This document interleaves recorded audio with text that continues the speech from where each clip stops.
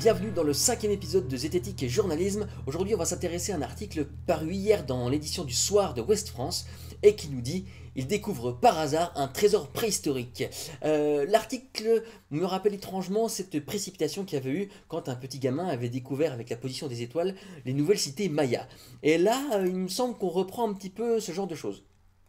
Il s'agit donc d'un groupe d'amis, dont l'un d'entre eux est archéologue, quelle chance, qui a découvert des pierres levées, dont une avec un trou dedans qui servirait à marquer les levées de soleil lors des solstices. Alors c'est une découverte cool, c'est un coup de bol parce que les mecs étaient en Sicile pour cartographier les bunkers de la Seconde Guerre mondiale. Ils sont donc à côté de Gela, c'est au sud de l'île, et l'archéologue parmi la troupe nous dit: il me paraît clair que nous avons affaire à un trou délibéré, fait par la main de l'homme, affirme Giuseppe Laspina. Si ça lui paraît clair, c'est bien, mais ils auraient pu détailler un petit peu pourquoi.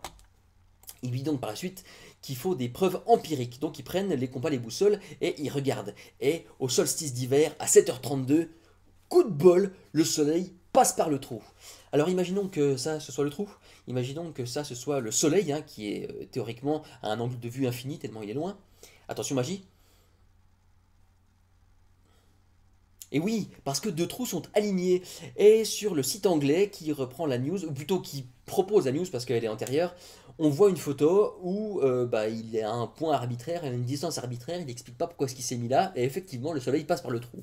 Bon si un soleil passe par un trou puis qu'on se met sur l'alignement, fatalement, très bien, on va voir le soleil quoi, dans le trou. Alors pourquoi est-ce que j'ai fait archéologue avec les guillemets doitesques comme ça? Parce que quand on va voir qui est Giuseppe Laspina, on se rend compte qu'en fait il est plutôt docteur en philosophie, qui bosse en mathématiques appliquées et en dynamique des fluides, et qu'il a plutôt publié des articles sur la viscosité de la lave et les choses que ça implique. Donc il s'y connaît peut-être un petit peu en géologie, mais a priori il n'est pas du tout archéologue.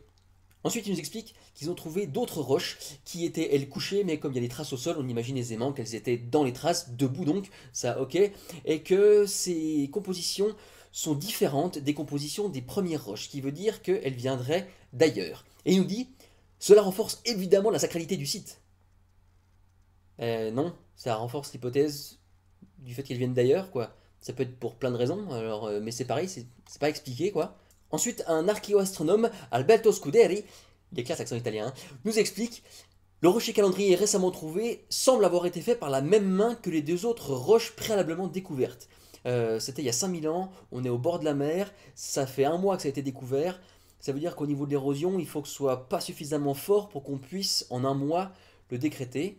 Ok, sachant que tout l'article est issu du même champ lexical du doute, hein. Semble avoir été, plus tard on a estime-t-il, ensuite on a selon moi, enfin du coup selon lui, on avait dans la première citation, je vous le rappelle, il me paraît clair. Donc voilà, on est vraiment soit dans le point de vue personnel, soit dans le doute. Et moi j'en ai un de doute quand il dit: à 7h32, le soleil brillait à travers le trou avec une précision folle, c'était incroyable. Est-ce qu'il tient compte du fait qu'on est en Sicile, que c'est une île hautement volcanique parce qu'elle est pile entre deux plaques tectoniques, celle de l'Europe et celle de l'Afrique, qu'il y a l'Etna qui a moins de 100 bornes et qu'il est encore en activité et que des tremblements de terre dans la région, c'est plutôt monnaie courante. Il faut donc pas, depuis 5000 ans, qu'il y ait de tremblements de terre suffisants ou un ensemble de tremblements de terre suffisants pour faire dévier ne serait-ce que de quelques degrés l'ensemble rocheux. Voilà, c'est mon doute personnel. Et en fin d'article, Laspina nous explique qu'il est fier d'avoir réalisé l'une des plus sensationnelles découvertes archéologiques de ces dernières années. Oh là, oh là, oh là, oh là. Alors déjà, les pierres levées qui marquent des solstices, c'est pas ultra rare non plus. Pour l'instant, avec le niveau de précision de l'article, c'est quand même un petit peu rapide de faire de telles conclusions. Et puis en plus, tout vient de lui, quoi. Les photos viennent de lui, donc si ça se trouve, c'est lui qui s'est placé aux beaux endroits. La découverte vient de lui, et il n'est pas archéologue du tout. L'autre, le spécialiste en archéoastronomie, j'ai eu bien du mal à trouver des trucs qu'il avait publiés et rien du tout. Donc l'expertise du gars, je m'en méfie légèrement. Voilà, moi ça me paraît quand même un petit peu léger là, hein. Ouest France, vous avez a priori repris l'article anglais de Life Science. Vous en faites pas un petit peu des caisses quand même, parce qu'on a un niveau de précision d'article qui est quand même super faible, on a des sources qui sont pas vraiment fiables, le mec est tout content que ce soit sa découverte. Ouais, ça va quoi, il a juste découvert des pierres levées. Si ça se trouve, on n'est même pas sûr que ce soit un truc archéologique majeur ni rien du tout, hein. À mon avis, là, il y a un petit peu d'empressement, quoi.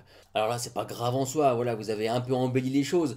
Si jamais c'était la grosse course au scoop et que vous passiez pour des cons comme avec le gamin et ses Mayas, là par contre, c'était plus pénible. Et c'est vrai que pour ceux que ça intéresse, le niveau de fiabilité est quand même pas top top, vous auriez pu prendre un peu plus de pincettes. Voilà, alors je vous conseille de faire un petit peu gaffe à l'avenir. Et puis toi, cher public, bien sûr, comme d'habitude, t'es gentil et puis tu gardes l'esprit critique. Voilà, à tout bientôt. C'est le 50